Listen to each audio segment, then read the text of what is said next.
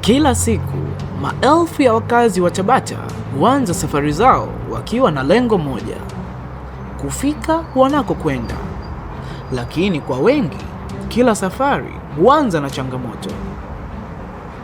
Foleni zisizoisha, msongamano wa abiria, barabara zilizochoka. Haya si matukio ya muda mfupi, ni sehemu ya maisha ya kila siku. Kila shimo lina gharama ya muda, gharama ya uchumi, gharama ya usalama.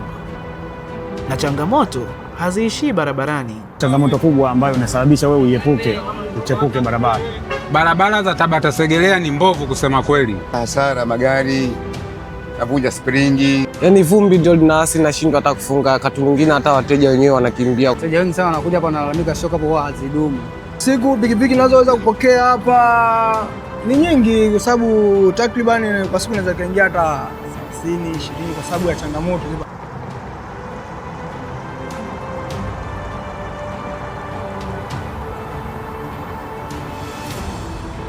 Lakini swali linabaki: nani analipa gharama ya kila safari?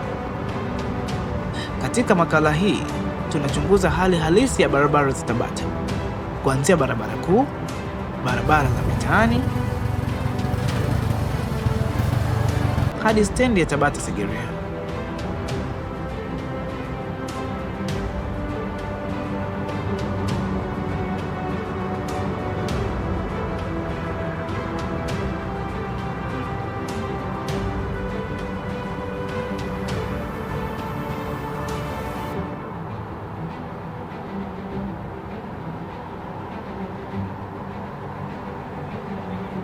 Kupitia sauti za wananchi, madereva na wadau mbalimbali, tunaangazia athari za changamoto hizi kwa usafiri, mazingira, afya ya jamii na maisha ya kila siku.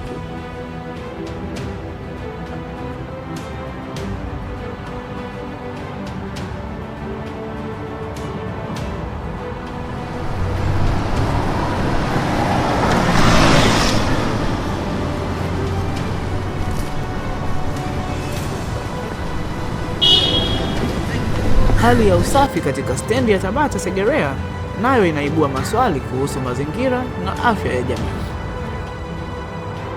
Barabara za Tabata, gharama ya kila safari.